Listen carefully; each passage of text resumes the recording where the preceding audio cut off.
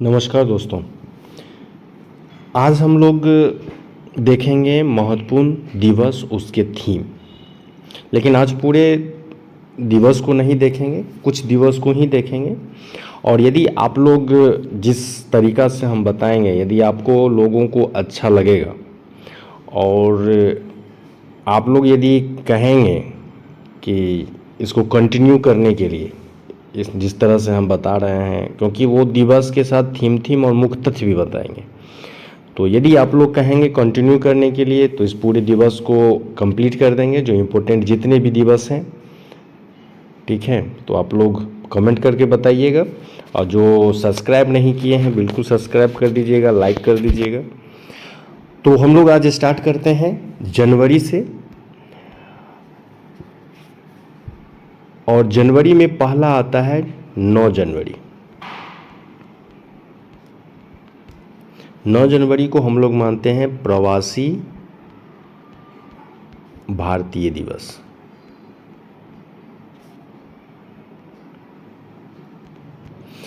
प्रवासी भारतीय दिवस आप लोग भी जानते हैं कि यह जो 9 जनवरी 1915 में महात्मा गांधी, जब राष्ट्रपिता महात्मा गांधी जब स्वदेश वापस आते हैं, भारत वापस आते हैं, तो इसी के उपलक्ष्य में ये मनाया जाता है। इसके लिए 2 जनवरी 2002 में एक के न्यायविद थे और सांसद भी रहे, एल.एम. सिंघवी। एल.एम. सिंघवी की अध्यक्षता में भारतीय प्रवासियों के संबंध में एक उच्च स्तरीय समिति बनाई जाती है। और यह समिति जो है सिफारिश करती है कि सरकार को जो है प्रवासी भारतीयों को उसके मूल स्थान और एक दूसरे के साथ संबंधों में और मजबूत करनी चाहिए, उस संबंधों को नवीकृत करनी चाहिए। और इस सिफारिश को ध्यान में रखते हुए 9 जनवरी को प्रवासी भारतीय दिवस जो है मनाना प्रारंभ होता है। वो होता है 2003 से। और 2003 में पहली बार प्रवासी भारतीय दिवस मनाया जाता है नई दिल्ली में। ये लगातार 2003 से प्रत्येक वर्ष मनाई जाती थी, लेकिन 2015 में इसमें संशोधन होता है और यह होता है कि प्रत्येक 2 वर्ष पे जो है इसका आयोजन हो। और यह अब प्रत्येक 2-2 वर्ष पे होता है इसका आयोजन। इसी क्रम में अभी जो वर्तमान में 2023 में 9 जनवरी को जो प्रवासी भारतीय दिवस हम मनाए हैं, वह 17वां संस्करण था। और इस संस्करण जो 17वां मनाया गया, वह मनाया गया मध्य प्रदेश के इंदौर में। और इस का जो थीम था ये पूछता है, तो आप याद रखिए, प्रवासी अमृतकाल में भारत की प्रगति के विश्वसनीय भागीदारी। इसका जो थीम है वह है प्रवासी अमृत काल में भारत की प्रगति के विश्वसनीय भागीदारी। तो ये थीम है, थीम पूछे जाते हैं, इम्पोर्टेंट है कि इसका जो थीम है प्रवासी अमृतकाल में भारत की प्रगति के विश्वसनीय भागीदारी। इस जो प्रवासी दिवस मनाए गए, इसके ये क्या थे, इसके मुख्य अतिथि कौन थे, मुख्य अतिथि भी पूछे जाते हैं। तो इसके 9 जनवरी को जो प्रवासी दिवस मनाया गया, उसके मुख्य अतिथि जो थे वो थे गुयाना के राष्ट्रपति,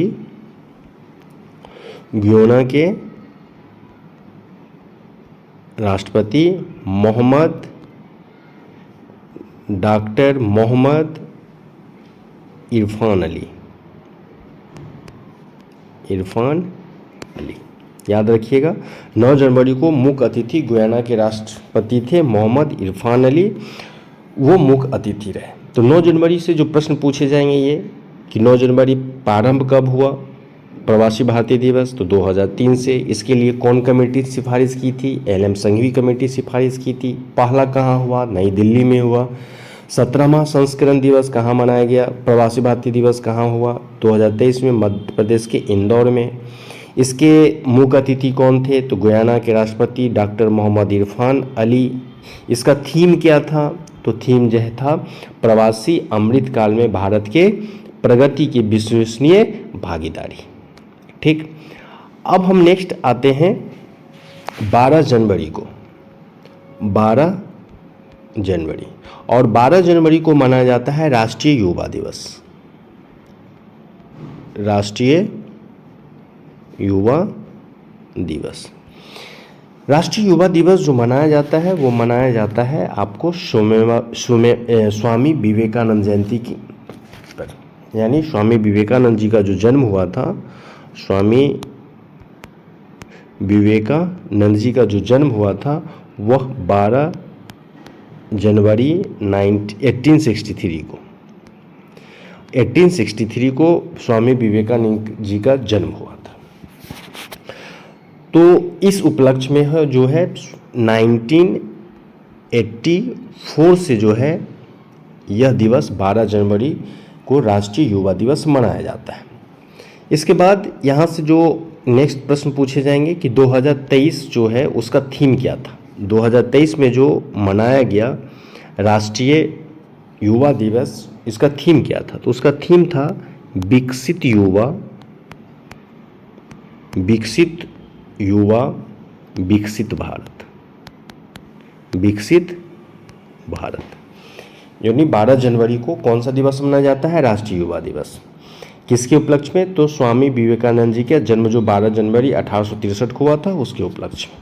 कब से मनाया जाता है? तो 1984 से मनाया जाता है। 2023 का थीम क्या था? विकसित युवा, विकसित भारत। मान लीजिए यहाँ से एक दो तथ्य और स्वामी विवेकानंद जी के बारे में जान लें, क्योंकि ये तो हिस्ट्री में सामाजिक, धार्मिक, सामाजिक जब पुनर्जागरण बताएंगे तो वहाँ पे और ज़्यादा, लेकिन एक दो चीज़ रोचक चीज़ हैं वो समझिए। स्वामी विवेकानंद जी का जो बचपन का नाम है आप जानते ही होंगे। बचपन का जो इनका नाम था वो था नरेंद्र नाथ दत्त, नरेंद्र नाथ दत्त। और इनके जो गुरु थे उनका नाम था रामकृष्ण परमहंस, रामकृष्ण परमहंस। ये रामकृष्ण परमहंस का बचपन का जो नाम था वो था गदाधर चट्टोपाध्याय, गदाधर चट्टोपाध्याय। एक्चुअली ये रामकृष्ण परमहंस यानी गदाधर चट्टोपाध्याय जो आपके कलकत्ता के जो तारकेश्वर काली मंदिर है इनके पुजारी थे ये, इसीलिए गदाधर जो चट्टोपाध्याय हैं उनको दक्षिणेश्वर संत भी के नाम से भी जाने जाते थे, इतना याद रखिएगा। दूसरी चीज़ नेक्स्ट चलते हैं कि आप जानते होंगे कि स्वामी विवेकानंद जी जो है 1893 में जो अमेरिका के शिकागो में प्रथम विश्व धर्म सम्मेलन हुआ था। 1893 में 1893 में क्वेश्चन खूब पूछता है, 3 में जो विश्व धर्म सम्मेलन शिकागो अमेरिका में हुआ था उसमें भाग लेने के लिए नरेंद्र नाथ जा रहे थे, लेकिन उनका नाम नरेंद्र नाथ दत्त था। तो वह अमेरिका जाने से पहले खेतरी के राजा थे, खेतरी के राजा। तो खेतरी के राजा सुझाव दिए तो नरेंद्र नाथ अपना नाम क्या किए? स्वामी विवेकानंद रखे, स्वामी विवेकानंद रखे, यानी सम्मेलन से जाने से पहले।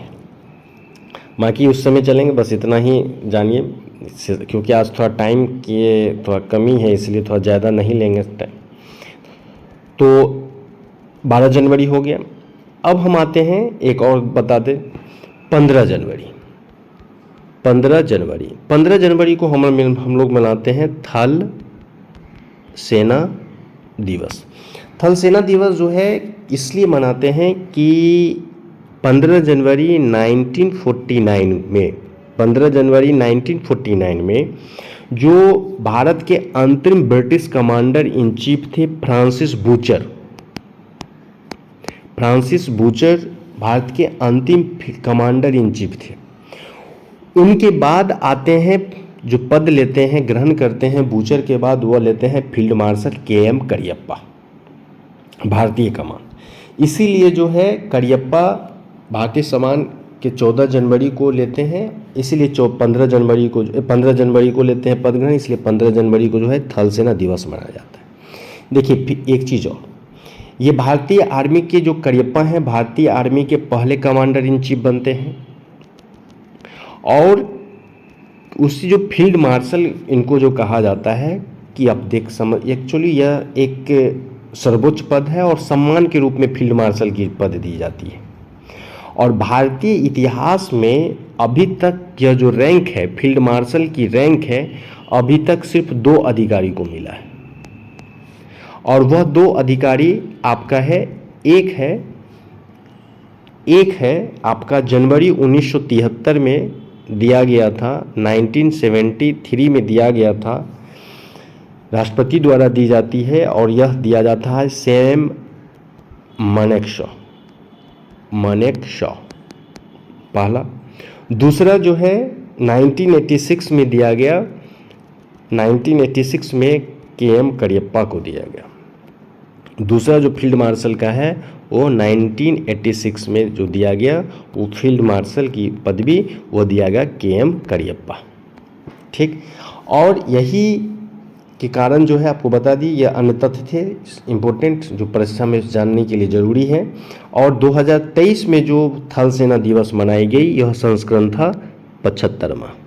ठीक, तो इस प्रकार आप यदि चाहते हैं कि पूरे दिवस को और इससे संबंधित पूरे तथ्य को यदि हम दे दें, तो आप लोग कमेंट कीजिएगा, और फिर इस सेशन को जो है फिर हम आगे कल कंटिन्यू कर देंगे। तब तक आज, क्योंकि उसको और आगे ले जाते हैं, लेकिन आज थोड़ा समय का अभाव है, लेकिन कुछ न कुछ देना डेली ज़रूरी था, क्योंकि एग्जामिनेशन का टाइम जो है बहुत नज़दीक आ रहा है, इसीलिए कुछ कुछ डेली देना ज़रूरी है। तो यदि आप लोग चाहते हैं कि पूरे युवा दिवस को और इसके थीम के साथ अन्य तथ्य को भी यदि हम दे दें, तो आप लोग कमेंट कीजिएगा, हम बना के आप लोगों को दे देंगे। इसीलिए आज इतना ही, धन्यवाद।